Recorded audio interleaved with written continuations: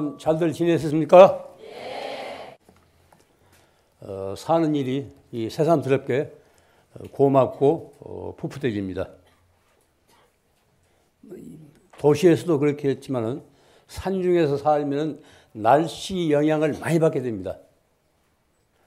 날씨가 우중충하고 또 비바람이 치고 그러면은 괜히 짜증나고, 오늘처럼 이렇게 화창한 날씨에는 또 마음이 활짝 열려가지고 아주 즐거워지고 그럽니다. 이 빨래를 빨랫줄에 넣으면서 곧잘 서정주의 그 푸르른 날이라는 그런 게 시를 두런두런 외우게 돼요. 뭐 잘 아시겠지만은, 눈이 부시게 푸르른 날은 그리운 사람을 그리워하자. 저기 저 가을 꽃자리 초록이 지쳐 단풍 드는데 눈이 내리면 어이하랴, 봄이 또 오면 어이하랴. 내가 죽고서 내가 산다면, 내가 죽고서 내가 산다면. 이 가을날 오후 시를 읽고 있으면 마음이 아주 그윽해져요. 시는 그 언어의 일종의 결정체입니다. 그 안에 우리말의 넋이 살아 있습니다. 시를 두런두런 외우고 있으면 우리말의 아름다운 그 속 얼굴이 투명하게 드러나요. 가끔은 바쁜 일상 속에서 시를 들어 읽으십시오. 지난날 우리가 소년이냐 소녀 시절, 고등학교 시절, 중고등학교 시절 서로 이제 뭐 시를 외웠지 않습니까? 때로는 그런 그 시를 읽으면서 자기 삶을 새롭게 가꿀 필요가 있습니다. 시를 읽으면은 피가 맑아져요. 무뎌진 감성에 녹이 벗겨집니다. 우리들 뭐 세상, 험한 세상 사느라고 우리들 감성이 얼마나 무뎌졌어요. 달이 뜨는지 해가 돋는지 별이 있는지, 특히 뭐 도시에서는 뭐 환경 자체가 그러니까, 그런데 거의 모두 무뎌지고 있습니다. 저는 요즘 밤으로 당시를 들어 읽고 있는데, 왕유나 백낙천의 시를 읽고 있으면은 이 사는 일이 새삼스럽게 고마워집니다. 우리는 요즘 눈을 뜨기 무섭게 지겹고 짜증스러운 뉴스에 크게 위축되고 있습니다. 미국발 금융 위기가 어떻고, 외환 사정이 어떻고, 펀드와 주권으로 몇 조 원을 날리고, 농사를 짓지도 않는 사람들이 국민의 세금으로 이루어진 쌀 직부금을 받아가고, 들리는 소식마다 우리를 몹시 우울하게 합니다. 하나부터 열까지가 그저 경제와 돈 타령이에요. 경제를 살리겠다고 나선 사람들이 경제를 살리기는커녕 널뛰고 있는 경제에 갈팡질팡 쫓기고 있는 그런 그 실정입니다. 입만 벌면 우리가 경제 하는데, 우리는 과연 가진 것만큼 행복한가? 스스로 물을 수 있어야 됩니다. 많이 가진 사람들은 그만큼 더 행복한가? 그렇다고 해서 많이 갖지 못한 사람들은 다 불행한가요? 이것은 물음을 스스로 자기에게 던져야 됩니다. 외부적인 여건만 가지고 행불행을 평가할 수는 없습니다. 많이 가졌으면서도 살 줄을 모르면 불행하고, 적게 가지고 있으면서도 살 줄을 알면 얼마든지 행복하게 살 수 있습니다. 그렇기 때문에 행복과 불행은 외부적인 상황이나 여건에만 있지 않고 내적인 수용 여부에, 즉 받아들이는 삶의 자세에 행복과 불행이 달려있다고 할 수 있습니다. 요즘처럼 들려오는 소식에 휩쓸리다 보면은 우리들 자신이 너무 왜소해지고 무력해집니다. 살아가는 일에 자신을 잃고 끝없이 방황하게 됩니다. 그러나 이와 같은 외부적인 현상만이 삶의 전부는 아닙니다. 경제 하지만 경제만이 우리 삶의 전부가 아닙니다. 눈을 아래로 돌리면은 보다 긍정적이고 아름답고 향기로운 영역이 얼마든지 있습니다. 늘 우리가 눈앞의 현실, 밤낮 들려오는 그런 뉴스에만 우리가 귀 기울이고 거기에 매몰하다 보면은 산을 자체가 시들해요. 그런 외압에 짓눌려서 안으로 충분한 그 잠재력 가능성이 있는데 그걸 일깨우려고 하지 않습니다. 우리들 일상생활이 그렇습니다. 그래서 사는 일이 지겹고 시들해지죠. 옛 사람들은 어떻게 살았는지 그 자취를 살펴보면 그 후손인 우리들이 배울 바가 참으로 많습니다. 250여 년 전 서울을 배경으로 활동한 장혼이라는 선비가 있습니다. 선비라는 그 당시 지식인이죠. 그는 인왕산 아래 옥류동 걸작에 있는 허름한 집 한 채에 마음이 끌려가지고 언젠가 그 집을 사들여서 꾸미고 싶은 소망에 아주 부풀어 있어요. 그 집을 팔려고 내놨는데 집값을 물어보니까 엽전으로 500냥, 500냥이면 250여 년 전 500냥이면 그렇게 하면 큰 돈이 아닌가 봐요. 그래서 이걸 자기가 이제 사가지고 그런 꿈을 꾸어요. 집 둘레에는 평소 자신이 좋아하는 나무를 심고 꽃을 가꾸고 채소밭을 일구고 사는 꿈에 그는 늘 부풀어 있습니다. 이 평생 소망의 그 부록에서는 자신이 꿈꾸는 그 이상적인 주거 공간에서 어떻게 살겠다는 그 생활의 모습이 낱낱이 제시되고 있습니다. 내가 누리는 행복, 일상에 쓰는 도구, 늘 하는 일, 귀중하게 여기는 책, 즐기는 경치, 조심할 것 등을 차례차례로 나열하고 있어요. 그 중에서 이제 맑은 복 8가지를 들고 있는데, 그것은 다음과 같습니다. 그 부록에 보면 자기가 말하는 맑은 복 8가지를 들고 있어요. 첫째, 태평시대에 태어난 것. 둘째, 서울에 사는 것. 셋째가 다행히 자기 자신이 다행히 선비축에 낀 거라는 거예요. 어느 정도 이제 교육을 받았다는 거죠. 선비축에 낀 것. 넷째가 문자를 대충 이해하는 것. 뭐 겸손한 표현이에요. 문자를 대충 이해하는 것. 다섯째, 산수가 아름다운 곳 하나를 차지하는 것. 여섯째, 꽃과 나무 1000그루를 가진 것. 뭐 대단해요. 꽃과 나무 1000그루를 가지고 있었던가 봐요. 또 일곱째, 마음에 맞는 벗을 얻은 것. 여덟째, 좋은 책을 소장한 것. 이와 같이 그 맑은 복 8가지를 들고 있습니다. 지금 이 자리에 계신 여러분들도 각자 내 자신이 어떤 맑은 복을 지금 누리고 있는지 한번 돌이켜 보세요. 일상적인 생활 속에서 정말 내가 조촐하게 지니고 싶은 그런 맑은 복을 한 번씩 있다면 한 번씩 들어보세요. 들춰보십시오. 뭐 그런 생각을 할 겨를도 없이 우리가 살았고 말미 흐리니 뭐 그런 그 분별도 없이 살았기 때문에 갑자기 생각이 나지 않겠지만 이 다음 한가할 시간에 내가 지금 순간순간 나에게 주어진 맑은 복을 내가 어떻게 받아 쓰고 있는가 한 번씩 그렇게 생각해 봐야 됩니다. 이 글을 읽으면서 저는 새삼스럽게 제 자신의 처지를 생각하게 됐습니다. 그전에도 제가 이제 몇 번 말씀드렸는데 경전이 됐건 글이 됐건 건성으로 객관적으로만 읽고 지나치지 마십시오. 그것을 자기 자신의 삶과 자기 자신의 삶을 거기에 그런 거울에 비춰볼 수 있어야 돼요. 그래야 그 경전을 읽는, 그 책을 읽는 의미가 있습니다. 그 경전을 통해서, 그 책을 통해서 자기 자신을 읽는 거예요. 새삼스럽게 제 자신의 처지를 되돌아보게 됐습니다. 제가 산중에서 혼자 지내면서도 기가 죽지 않고 나날이 새로워지려고 하는 것은 무엇인가 내 뒤에서 내 자신을 받쳐주고 있기 때문에 그럴까 하는 그런 생각이 들었어요. 그럼 내 둘레에 무엇이 있는가? 한번 돌아보니까 스승과 말벗이 될 수 있는 몇 권의 책이 있습니다. 이 고마운 존재들이에요.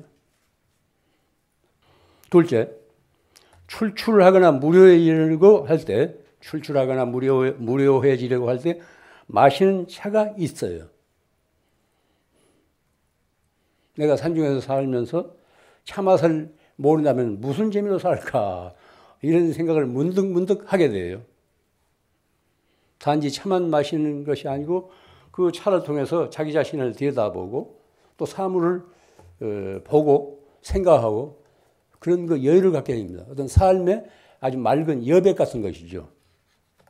셋째, 혼자 살면 사람들이 딱딱하고 굳어지잖아요. 그렇다면 그 신경질이나 부리고 내가 굳어지려는 그 삶에 탄력을 주는 음악이 있어요. 물론 다행히 거기는 전기가 들어오지 않는 곳이라서 건전지로 쓰는 조그마한 소리통을 통해서 음악을 들을 수 있어요. 또 넷째, 내 일송을 기다리는 채소밭이 있다는 사실이 아주 새삼스럽게 고맙게 여겨지더라고요. 책과 차와 음악과 채소밭이 내 삶을 녹슬지 않게 받쳐주고 있다는 그런 사실이 아주 고맙게 여겨졌습니다. 여러분들도 이제 한가한 시간에 자기 삶을 녹슬지 않게 받쳐주고 있는 그런 그 맑은 복이 몇 개나 되는지 한 번씩 점검해 볼 필요가 있습니다. 사람들은 누구나 바쁜 일상 속에서 마음 한구석에는 시간적으로나 공간적으로 한적한 삶을 누리고 싶은 그런 꿈을 지니고 있습니다. 그런 꿈을 지니고 있다는 사실 자체가 아주 우리가 풋풋한 가슴을 지니게 합니다. 또 이러한 꿈은 우리들의 그 본능이에요. 앞에서 이야기한 선비의 평생의 소망도 그런 꿈의 일종의 표현입니다. 언제 현실로 이어질지 알 수 없는 소망이지만은 미래를 설계하는 그 상상만으로도 현재의 그 삶은 아주 풋풋해질 수 있습니다. 일상에 찌들지 않고 늘 풋풋한 그런 그 가슴을 지닐 수 있어요. 그런 꿈이 있기 때문에. 잘 아시다시피 소동파는 송나라때 시인이고 관료였던 소동파는 그의 적벽비에서 이렇게 말하고 있습니다. 저 강물의 맑은 바람과 산중의 밝은 달이여. 저 강물 위의 맑은 바람과 산중의 밝은 달이여. 귀로 들으니 소리가 되고 눈으로 보니 빛이 되는구나. 가지고자 해도 말릴 사람 없고 쓰고자 해도 다 할 날 없으니 이것은 천지자연의 무진장이로다. 우리 둘레는 이런 그 천지자연, 아주 무진장한 천지자연의 소리들이 무수히 있습니다. 그런데 우리가 그 챙기지 않기 때문에, 관심을 두지 않기 때문에 내 일상생활과 아무 그 연결이 안 돼요.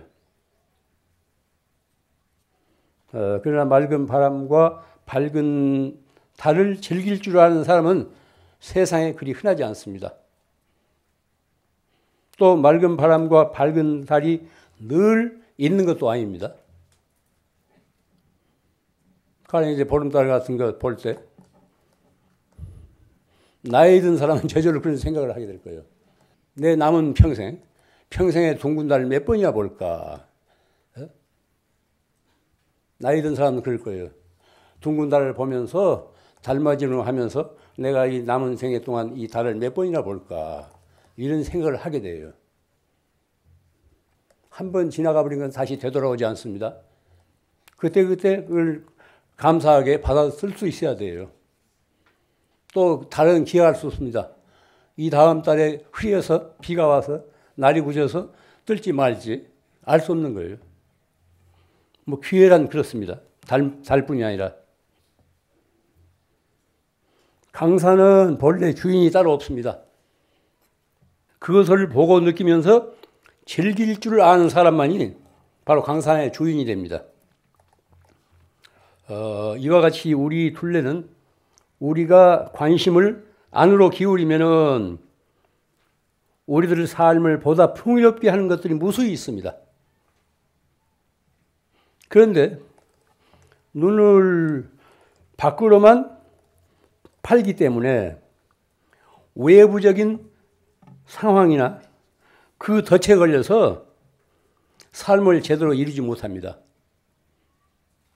우리 둘레는 이렇게 무진장한 고마운 자연이 기다리고 있어요. 우리를 위로하고 감싸주고 우리를 먹여 살리는 그런 자연이 여기저기 널려 있습니다. 그런데 정신을 밖으로만 쏠리느라고 그걸 찾아내지를 못해요. 있는지 없는지 관심조차 없습니다. 그렇기 때문에 이 좋은 날 스스로 목숨을 끊는 사람들이 무수히 있잖아요.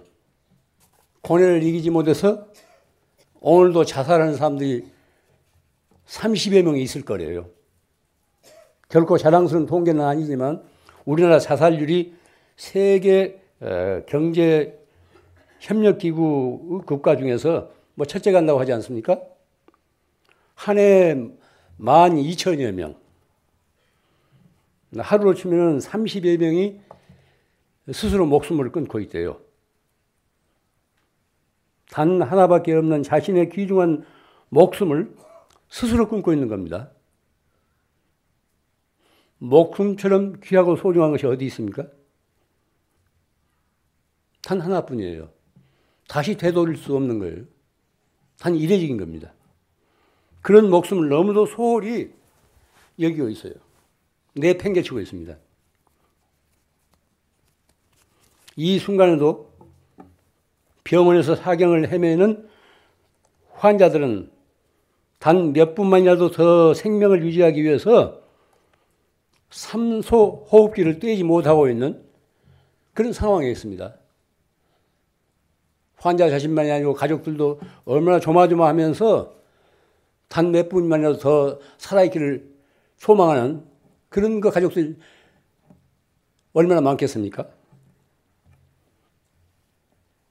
이런 존엄한 목숨을 너무 무가치하게 내팽개치고 있다는 사실이 아쉬워요. 자기 혼자만 위해서 살거나 죽는 것은 더 따질 것도 없이 수치스러운 일입니다. 그 자랑스러운 일이 못 돼요. 이유가 개인적으로 봐서는 이유가 어디에 있건 간에 자기 혼자만을 위해서 스스로 목숨을 던진다는 것은 수치스러운 일입니다. 사람은 혼자만 사는 존재가 아닙니다. 시간적으로나 공간적으로 설사 떨어져 지낸다 하더라도 그는 가족과 친지들과 수많은 이웃들과 함께 삶의 흐름을 이루고 있어요. 제 기분대로 이탈하는 것은 결코 명예스러운 일이 못 됩니다. 스스로 자기 목숨을 끊는다고 해서 고통스러운 일들이 다 해결되는 겁니까? 죽음은 결코 끝이 아닙니다.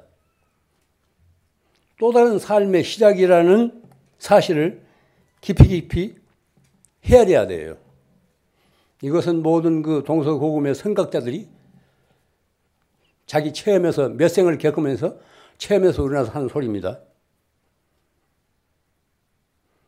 자살은 자신의 목숨을 자신의 손으로 끊는 자해행위예요. 스스로 자기를 해치는 행위입니다. 그렇기 때문에 또 하나의 자해의 업, 스스로 자신을 해치는 자해의 업을 짊어지고 다음 생으로 이어지는 어떤 윤회의 사슬 같은 거예요. 윤회에는 고통이 따릅니다. 우리들이 평소 보고 듣고 말하고 생각하고 행동하는 것은 업이 됩니다. 이것은 이례적으로 끝나는 것이 아니고 그 업이 돼요. 말이 씨가 된다고 하지 않습니까? 말이 씨가 된다고. 죽고 싶네 하면 그는 결국 죽게 돼요. 이것이 업의 파장입니다. 업의 파장이라고. 말뿐이 아니라 보고 듣고 생각하고 그렇게 행동하는 것.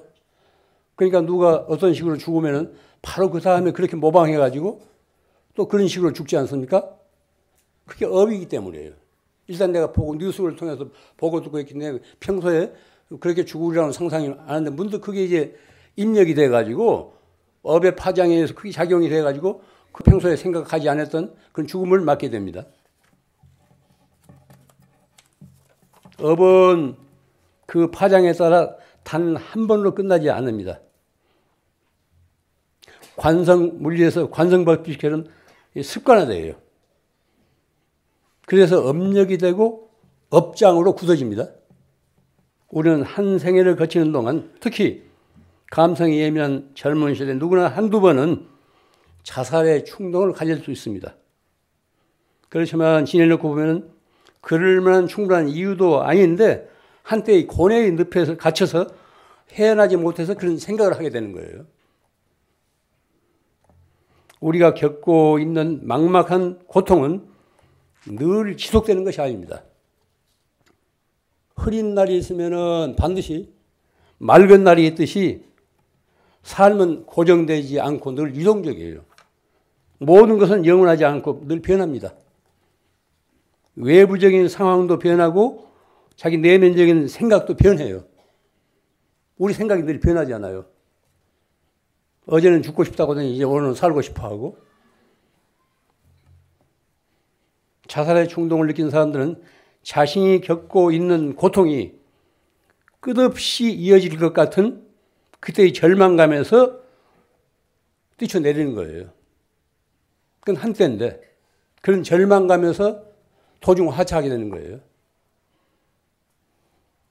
얼마 전에 자살을 해서 세상을 놀라게 한 사람들도 그 막막한 한때의 덫에서 벗어나 맑은 정신으로서 인간사를 널리 살필 수 있었다면 그 한때 외골수의 생각에서 벗어나서 지금은 보다 넓은 시야로 자신의 삶을 새롭게 시작할 수 있었을 거예요.